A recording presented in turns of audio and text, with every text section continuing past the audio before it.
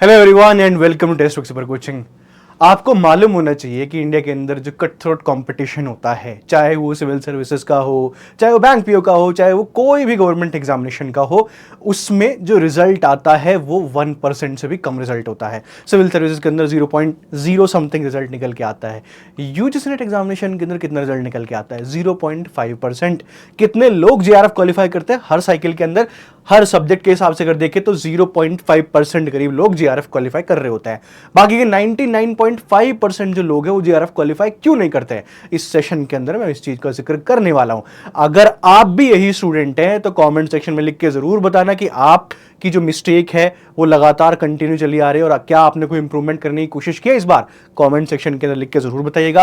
कोई भी नया स्टूडेंट है, सबसे पहले चैनल को सब्सक्राइब कर लेना, यहीं पे आपको सारी इंफॉर्मेशन मिलती है। नेट एग्जामिनेशन की, असिस्टेंट प्रोफेसर एग्जामिनेशन की, पीएचडी की सारी इंफॉर्मेशन आपको यहीं पे मिलती है। तो शुरुआत करते हैं, क्यों 99.5% एस्पिरेंट्स जो हैं फेल कर जाते हैं और जेआरएफ क्वालिफाई नहीं कर पाते हैं।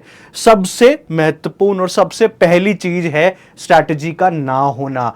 कोई स्ट्रैटेजी नहीं है, अंधेरे में बस चले जा रहे हैं, किसी भी टाइम कभी भी पेपर 1 पढ़ रहे हैं, कभी भी पेपर 2 पढ़ रहे हैं, कोई अता पता ही नहीं है, कोई स्ट्रैटेजी लिखी हुई नहीं है, कोई टाइम टेबल नहीं है। इस वजह से आपका सबसे पहला जो रीजन होता है ये होता है, आपको एक क्लियर स्ट्रैटेजी बनानी पड़ेगी। सबसे पहले बैठ के एक टाइम फ्रेम आपके सामने होना चाहिए कि मुझे दिसंबर के अंदर एग्जामिनेशन क्वालिफाई करना है, तो अगले 3 महीने में मुझे क्या क्या कवर करना है, कितनी बार मुझे रिवीजन करना है, कौन से मॉक टेस्ट लगाने हैं, प्रीवियस ईयर क्वेश्चन कौन से सॉल्व करने हैं। शुरुआत में आपका लिखा हुआ होना चाहिए। अगर आपकी प्रिपरेशन क्लियर नहीं है, स्ट्रैटेजी क्लियर नहीं है, तो आपका अंत वही होगा जो आपका पहले भी रहा है। नेट एग्जामिनेशन क्वालिफाई हो जाएगा ज्यादा से ज्यादा, या कुछ भी नहीं क्वालिफाई होगा, ठीक है, जीआरएफ नहीं मिलेगा अगर स्ट्रैटेजी अच्छी नहीं रही। सेकंड पॉइंट है सिलेबस को ना देखना। नेट एग्जामिनेशन का सिलेबस जो है फ्रीली आपके पास अवेलेबल है, यूजीसी अपनी वेबसाइट पे देती है।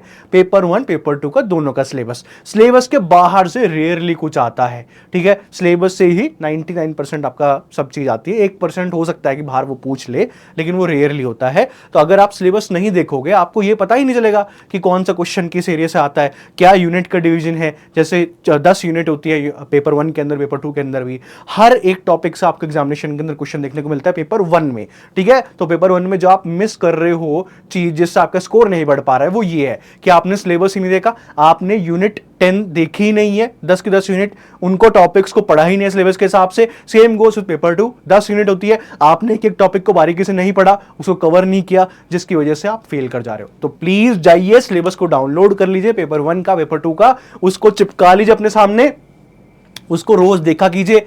देखिए कौन से पार्ट के अंदर मैं हूं, कौन सा टॉपिक मेरा बचा हुआ है, सिलेबस, उसके साथ साथ प्रीवियस ईयर क्वेश्चन भी आप सॉल्व कर सकते हैं, ठीक है। आपको आइडिया हो जाएगा कैसे एग्जामिनेशन के अंदर क्वेश्चंस आते हैं। बेसिक बुक्स को इग्नोर करना, अगेन एक बहुत ही बड़ी मिस्टेक एस्पिरेंट्स की। बेसिक बुक्स जो आपकी स्टैंडर्ड बुक्स हैं, जो आप ग्रेजुएशन के अंदर पढ़ते हो, पोस्ट ग्रेजुएशन के अंदर पढ़ते हो, वो बुक आप पढ़ ही नहीं रहे हो। आप किस चीज के पीछे जा रहे हो? आप जा रहे हो गाइड बुक्स के पीछे।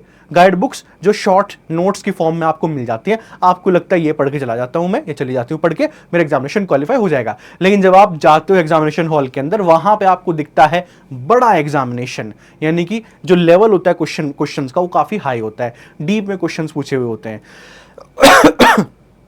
जिसकी वजह से आप क्वालिफाई नहीं कर पाते। तो मेरा सजेशन यही रहेगा, प्लीज बेसिक बुक्स को जरूर रेफर कीजिए, ठीक है, या उन टीचर्स को ज्वाइन कर लीजिए जो बेसिक बुक्स आपको पढ़ा रहे हो। जैसे हिस्ट्री के लिए अगर मुझे यूज करना होता है, मुझे पढ़ाना होता है, तो मैं बेसिक बुक्स को ही रेफर करता हूं, मैं किसी गाइड बुक को रेफर नहीं कर रहा होता। क्योंकि ईमानदारी से मैं बताऊं, मुझे गाइड बुक्स पढ़ने में बिल्कुल ही मजा नहीं आता, मुझे केवल जो बेसिक बुक्स होती हैं उन्हें पढ़ने में मजा आता है, क्योंकि वो आपकी अंडरस्टैंडिंग को मजबूत करती हैं और एग्जामिनेशन में हेल्प करती है क्वालिफाई करने को लेके भी, ठीक है। तो जो भी कोई मेरे भी स्टूडेंट्स हैं वो क्वालिफाई क्यों किए हैं मेरे साथ पढ़ के, मुझसे पढ़ के क्यों क्वालिफाई किए हुए हैं? क्योंकि उनको मैंने बेसिक बुक्स ही पढ़ाई हैं हिस्ट्री के अंदर, ठीक है। तो बेसिक बुक्स के ऊपर ध्यान दीजिए, उनको बिल्कुल भी इग्नोर मत कीजिए। अगर आप खुद पढ़ रहे हैं, सेल्फ स्टडी कर रहे हैं, please make sure basic books को जरूर पढ़िए। हिस्ट्री के अंदर उपेंद्र सिंह हो गई, सतीश चंद्रा हो गई, बीएल ग्रोवर हो गई, शेखर बंदोपाध्याय हो गई, या इग्नू के नोट्स हो गए, उनको जरूर पढ़िए, रेगुलरली उनको रिवाइज कीजिए। इनको इग्नोर करोगे तो आपका एग्जामिनेशन क्वालिफाई नहीं होगा।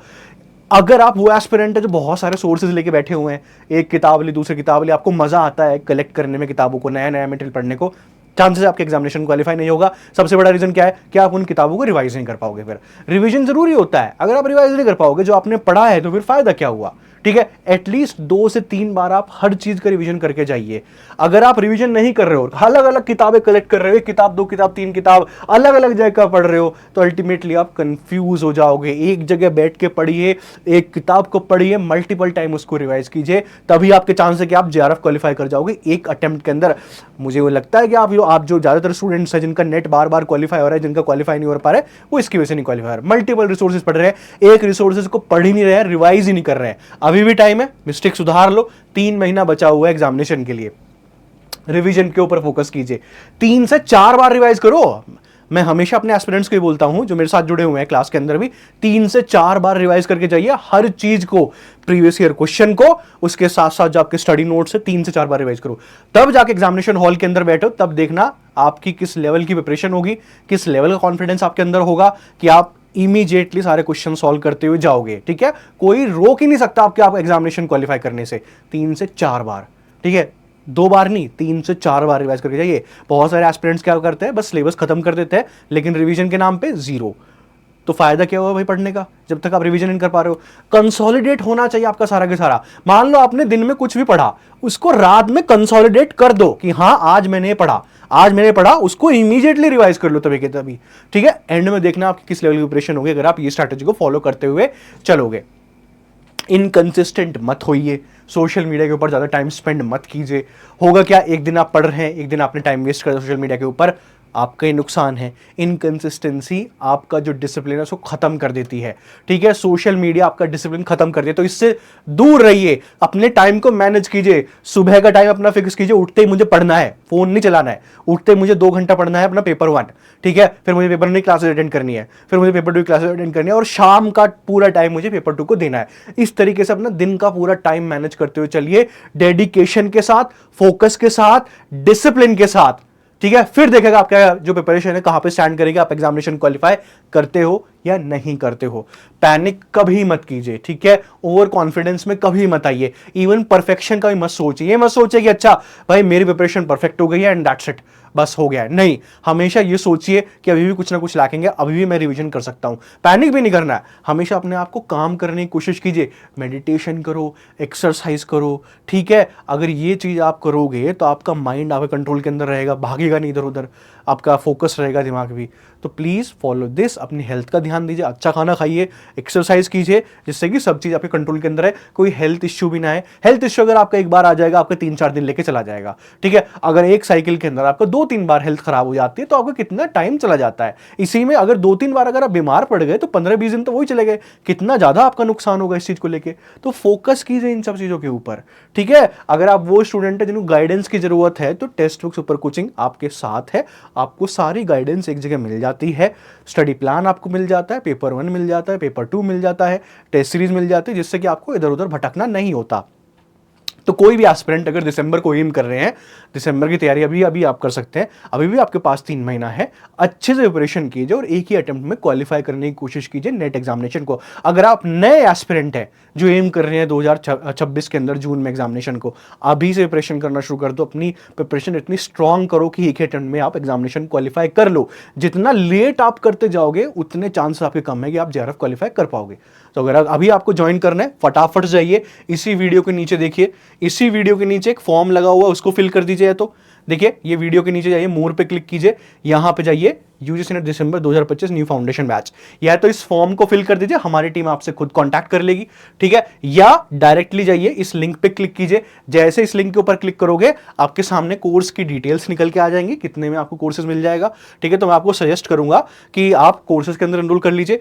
ठीक है, तो अभी इस प्राइस पे मत कीजिएगा, अप्लाई कूपन में जाइए, गेट यूजीसी को हटा दीजिए, इसको हटा दीजिए आप। जैसे इसको आप हटाओगे, देखिए इसको हटाइए, गेट यूजीसी को, यहां पे क्या लिखिए, अश्विनी लिख दीजिए, मेरा नाम ASHWANI, अश्विनी लिख दीजिए, अप्लाई कर दीजिए, दैट्स इट। ठीक है, तो आपका कोर्स सस्ता हो जाएगा। अगर आप जून 2026 तक का एम कर रहे हो तो आप इसको ले लीजिए, पेपर 1 पेपर 2 टेस्ट सीरीज, आपको सारी चीजें एक जगह मिल जाएंगी। अगर आप दिसंबर तक का एम कर रहे हो इसको ले लीजिए। EMI का भी आपके पास ऑप्शन है, ठीक है, जैसे भी आपको कंफर्टेबल लगे। अगर आपको हमारी टीम से बात करके लेना है तो इस फॉर्म को फिल कर दीजिए, इस पे कॉल कर लीजिए, ये सारी चीजें हैं। ठीक है गाइस, अगर आप हिस्ट्री के एस्पिरेंट्स हैं प्लीज मेक श्योर ये टेलीग्राम चैनल को ज्वाइन कर लीजिएगा। अश्विनी सर टेक्स्ट बुक, सारी इंफॉर्मेशन आपको यहाँ पे मिल जाएगी। चैनल को सब्सक्राइब कर लीजिए, अगेन नेट की इंफॉर्मेशन, असिस्टेंट प्रोफेसर की इंफॉर्मेशन, पीएचडी की इंफॉर्मेशन सब आपको इस चैनल के ऊपर मिल जाएगी। तो फटाफट जाइए, सब्सक्राइब कर लिए। चलिए, थैंक यू वेरी मच, मिलते हैं नेक्स्ट सेशन के अंदर।